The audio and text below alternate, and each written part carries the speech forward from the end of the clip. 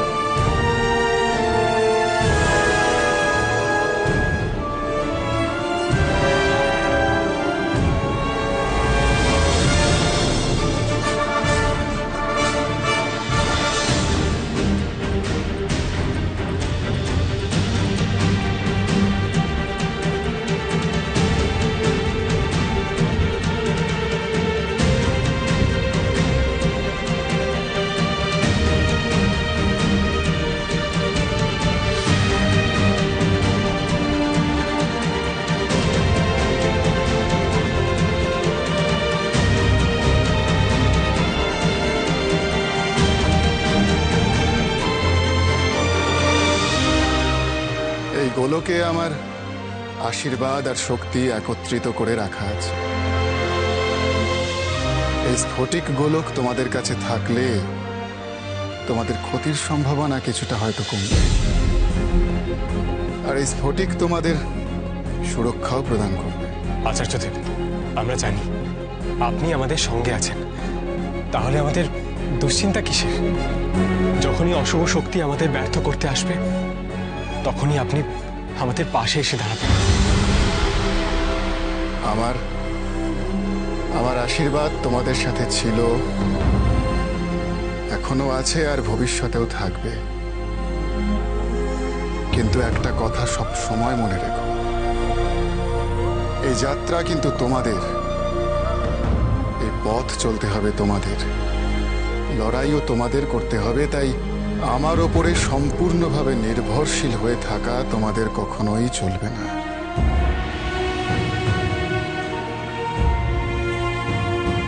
তোমাদের লড়াই তোমাদেরকেই লড়তে হবে।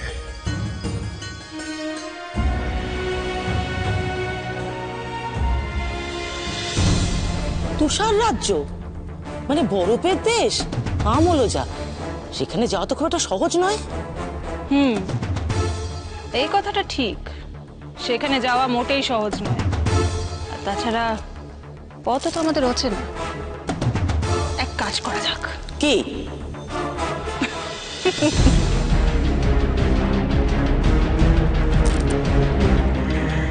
এক কাজ করা যাক, আমরা বরঞ্চ ভূমিদের সঙ্গে যাই ওদের জাহাজে, কি বলো? ওদের জাহাজে? তা কি করে সম্ভব? ওরা যদি জানতে পারলে তবে তো। রানী মোহিনীর পক্ষে কোনো কিছুই অসম্ভব নয়। জাবালি। মহারানী।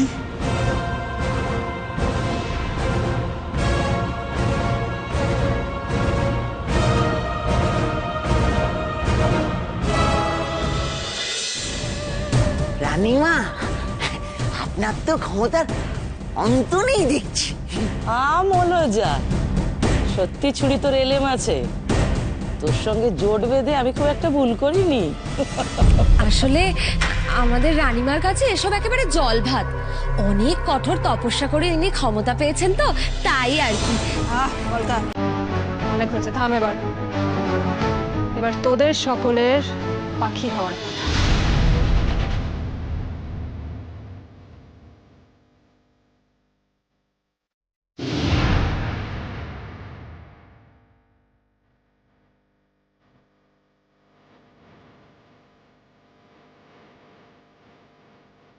ব্যাস, ওরা সকলে তৈরি।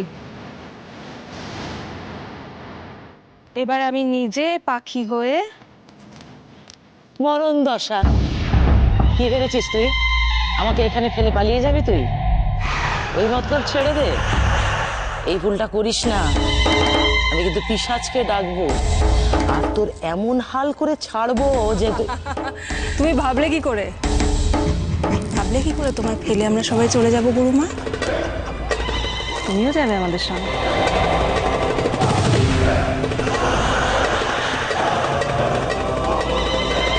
এই পিশাচিনীর উদ্দেশ্যটা ঠিক কি? শুধুই কি ভূমিদের মারা, নাকি অন্য কিছু? এর মতিগতি তো ঠিক মতো বোঝা যাচ্ছে না, একেবারে বোঝা যাচ্ছে না। ঠিক আছে, একবার ওই ফুলটা হাতে পেয়ে ওই উর্মিকে আমি সুস্থ করি, তারপর মানচিত্র হাতে পেয়ে গেলে এই অসহ্য পিশাচিনীর কি ব্যবস্থা করা যায় ভেবে দেখ।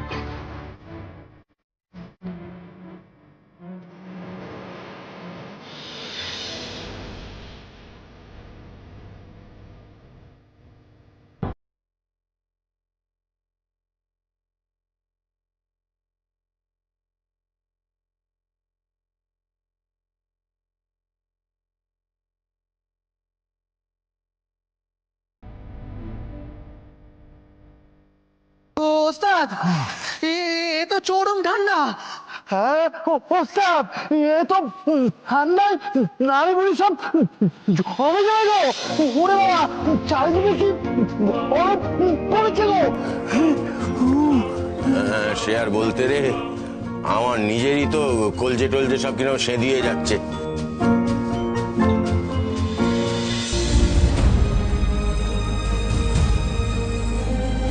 তোমরা খুব মনোযোগ দিয়ে আমার কথা শোনো।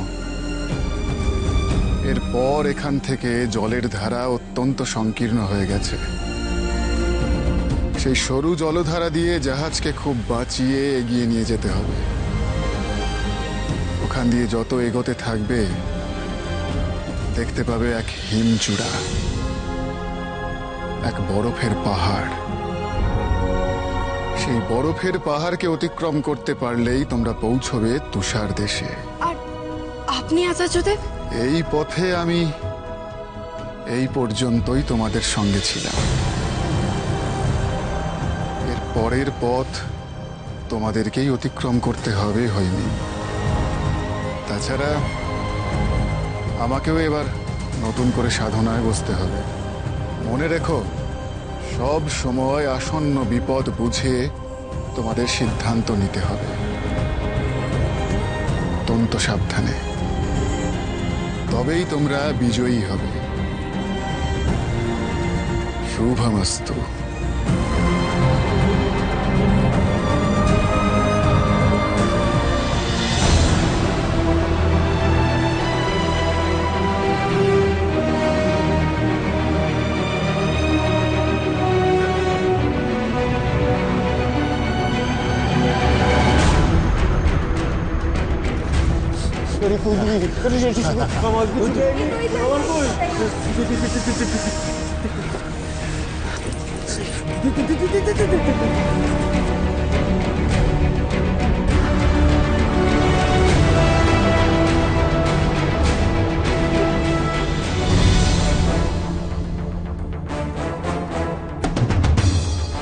মরণ দশা মলোজা, বরফ রাজ্যের সীমানায় আমরা কিন্তু চলে এসেছি রে। এখানে নেমে ওদের আগে আগে আমাদের ওই কাকনমালার কাছে যেতে হবে, বুঝলি? না, আগে কাকনমালার কাছে নয়, আগে এই ছেলে মেয়েগুলোর একটা সদ্গতি করা দরকার। রানীমা, আপনি কি তবে ভূমিদের এখনই? হ্যাঁ, ঠিক তাই। ভূমিদের বাঁচিয়ে রাখার আর কোনো প্রয়োজন নেই। উল্টে ওরা প্রতি পদে আমার বাধা হয়ে দাঁড়াতে পারে। মলোজা, এদের এখনই মারতে চাইছিস কেন রে? এদের থেকে আমার আর কিছুই পাওয়ার নেই। এতদিন মানচিত্রই ভূমি আর অগ্নির জিম্মায় গচ্ছিত ছিল। ওরা না ডাকলে মানচিত্র দেখা দিত না। এখন তো আর সে ভয় নেই। তাহলে আর ওদের কেন বাঁচিয়ে রাখবো? ওদের বাঁচিয়ে রাখার কোনো যুক্তি আমি আর দেখতে পাচ্ছি না তো।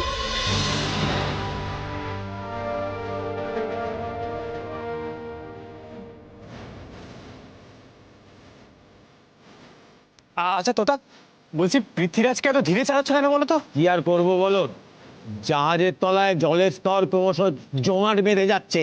এই অবস্থায় জাহাজ জোরে চালানো যায়? অগ্নি, অগ্নি একবার এদিকে এসো। ওই দেখো।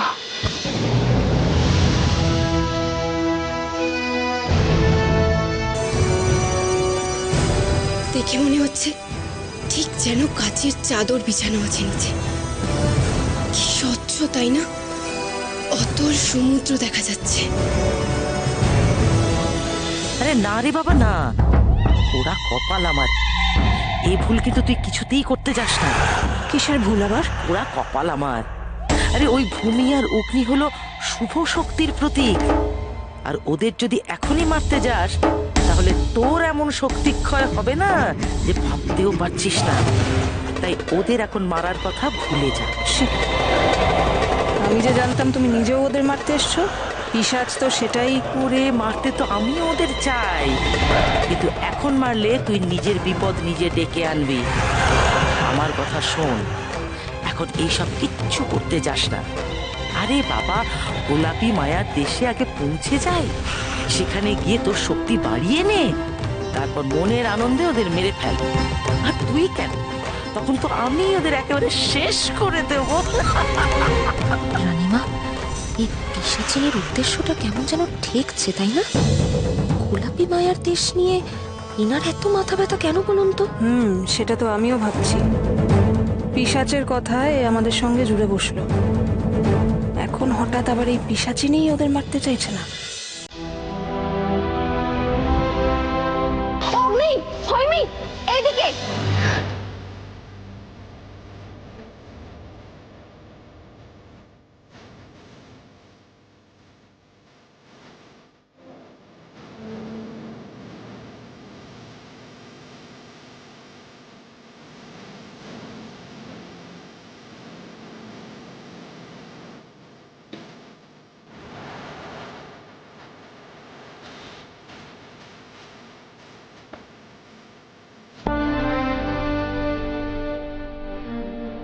সত্যি এই প্রাণীরা কত আনন্দে আছে তাই না?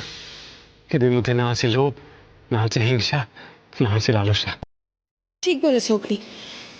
রাগ, ক্ষোভ, লোভ, লালসা শুধুমাত্র মানুষদের মধ্যে আছে, তাই তারা সবসময় ঝগড়া করে, পাপ কাজ করে। কিন্তু এদেরকে দেখো, এরা কি সুন্দর আনন্দে আছে।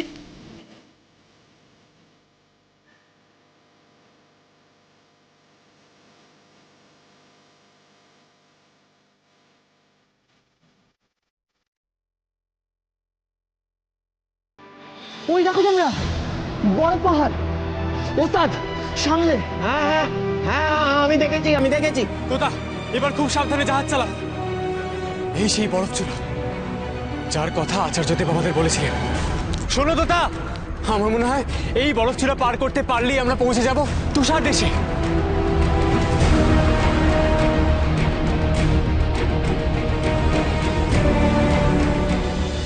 না না, আর নয়, সময় নষ্ট হচ্ছে অযথা।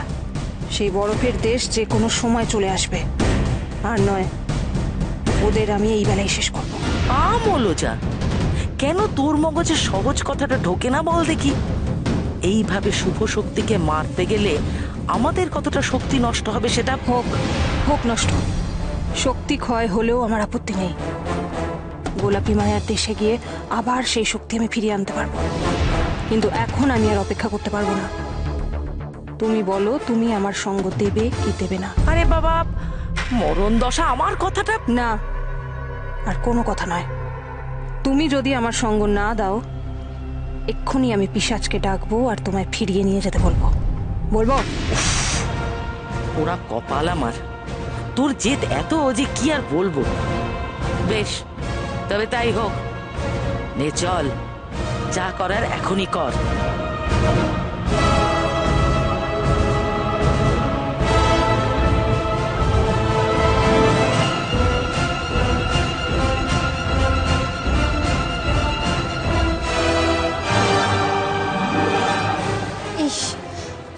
আমরা যদি ওদের মতো হতে পারতাম, যে দরকার হলে পাহাড়ের চূড়ো পেরিয়ে চলে যেতাম, তাহলে তাহলে আর এই বরফ সুরো পার করে যাওয়ার ভয়টাই থাকতো না।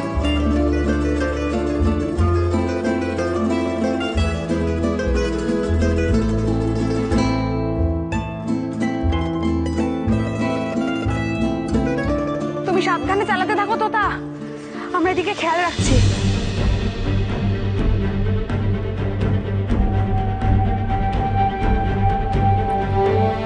না না, এই সরু পথ দিয়ে এত বড় জাহাজ নিয়ে যাওয়া সম্ভব নয়, কঠিন, সত্যি বড় কঠিন। তোতা, তোতা তুমি মনস্থির করো, তুমি পারবে। ঠান্ডা মাথায় জাহাজ চালাও, তুমি পারবে, আমি জানি।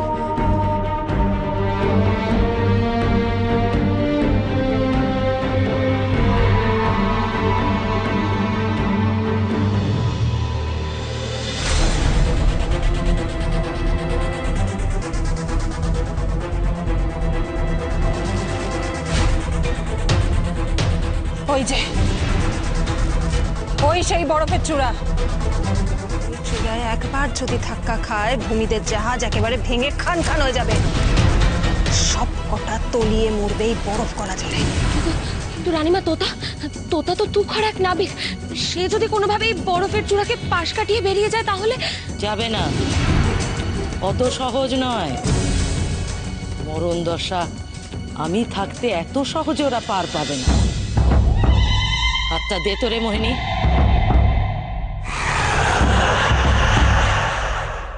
ট্রিং ট্রিং।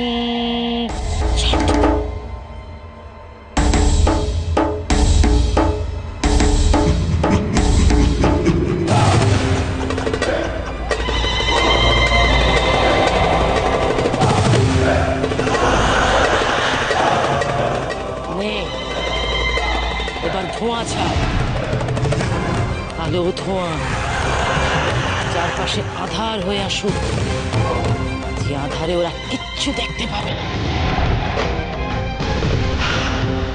ছাড় ধোঁয়া।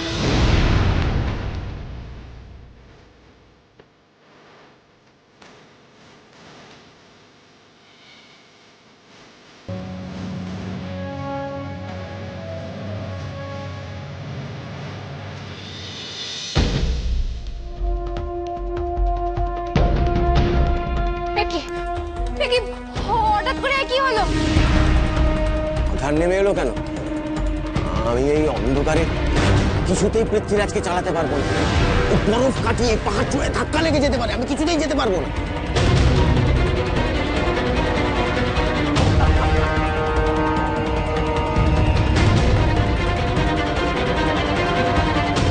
তোতা, এক কাজ করো, জাহাজ ঘুরিয়ে নাও।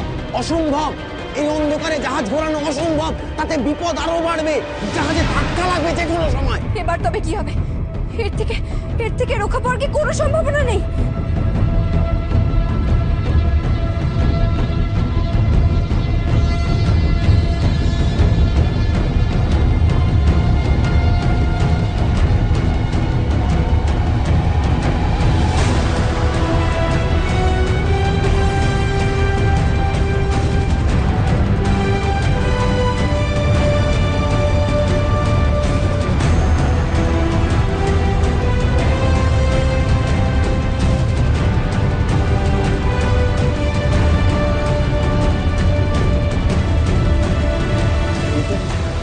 এই তো আবার আলো দেখা যাচ্ছে, সব দেখতে পাচ্ছি, সব দেখতে পাচ্ছি আমি।